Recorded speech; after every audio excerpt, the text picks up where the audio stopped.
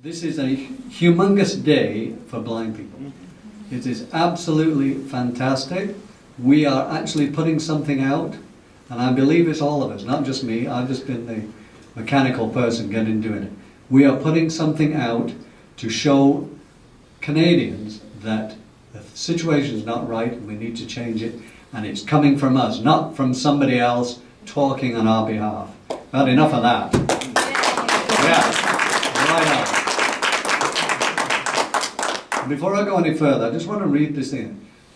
Oppression comes in many forms, and let's not be under any doubt that presently the way blind people are treated in Canada is a subtle form of oppression.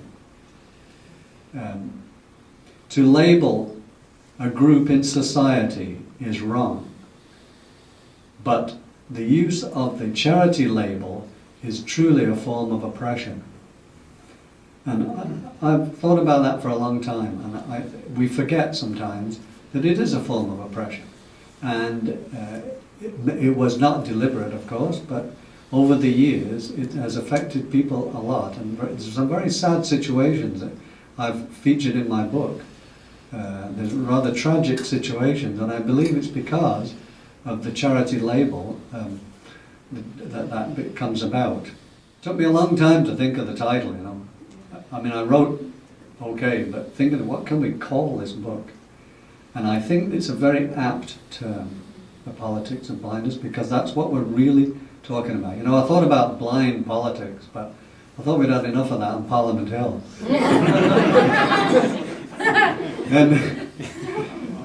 And you know, just getting to the fact that people ask me quite a bit, I didn't realize how long did it take you to write the book? Well, I got to tell you this story. It's really a lifetime. You've got to live as a blind person for a long time to be able to write information that's factual. But when I was 20 years old, I got my first job as a shorthand typist at British Aerospace. And it was a part government place under the Official Secrets Act, so you couldn't just walk into the place.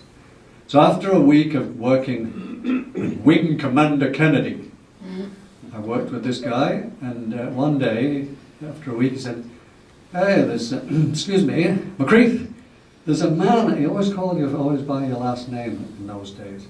"McCreath, there's a strange gentleman at the gate of the factory. He looks a bit like Uriah Heep." And I said, "Oh my God." He said he's from the RNIB. I said, "Oh gosh, that's my placement officer." And when I was at school, he came round and where are you going to be working? And he was supposed to fix you up with a job. Well, he only worked out of London, and I was 300 miles north. And Wing Commander said, "Well, do you want to see him?" Or I said, "Well, I guess so." I wish I'd said no, actually, afterwards when I realized what was going to happen. So the guy comes in and, "Oh, you fixed yourself up with a job?" And I said, "Yeah, yeah." And he said, "I'll just go and talk to the management." And he goes away and he comes back. Well, I've spoken to them and let them know that if they're not happy with you, after 3 months, they could let you go. And I said, "Wait a minute, everybody else is for a month's probation." He said, "Yes, but I wanted to give them the chance to see if you were any good." I said, "Well, thanks very much, Mr. Jennings. You just put me in a situation down from everybody else, just a big put down. You didn't come in and say, 'Oh, you know, thanks very much, and this gentleman's fantastic, he's going to do a great job.' It just changed my whole scene from other people. And that taught me that the RNIB and places for supposedly to help blind people are not, because they're lowering the standard and making them feel very uncomfortable. And I thought that was awful. I was only 20 years old. I thought, hey, where are we going from here? This is chapter 7, Charities, Barriers to Progress. Patronizing paternalism, whether from the state or a charity, does not free people by giving them dignity. And that was said by David Blunkett British MP and ex-cabinet minister, who has been blind since birth, speech, CFB conference, September the 16th, 2005. Public perception. Because blind people appear to be dependent upon sighted people, the impression has arisen that blind people must be inadequately equipped for the task of living a full and useful life. This perception has been further reinforced by the creation of a specific charity status for blind people that inhibits us from being accepted as worthy, productive and valued citizens. Instead, we are labelled as disabled. And the prevalent attitude in society is that charities should take care of the disabled. Rarely, if ever, are blind people approached and asked how we feel about being the focus of a charitable organization, or how we are treated by them. Surely, logic would dictate that the potential recipients of charity assistance should be consulted and involved in decisions that specifically affect their lives. But Canadians have yet to embrace this logic. So, blind people are generally ignored by politicians, don't we know it, and by the public, who sincerely believe that our needs are being met by charities. Nothing could be further from the truth.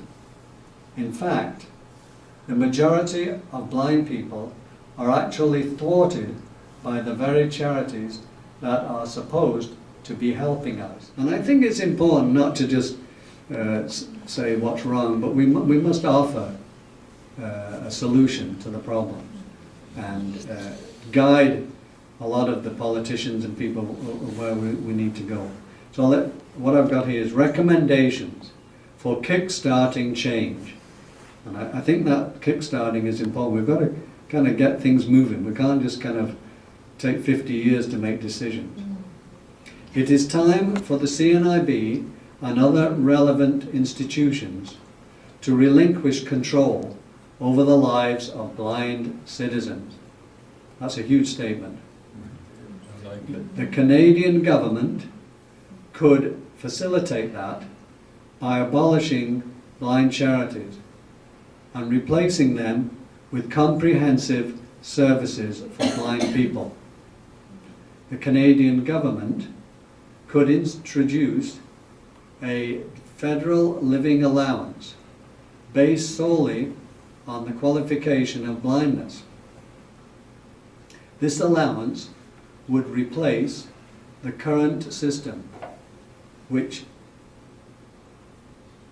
destroys initiative and is counterproductive because it penalizes people who want to utilize their intelligence, creativity and skills, and rewards the people who, through demeaning means tests, demonstrate their incapacity.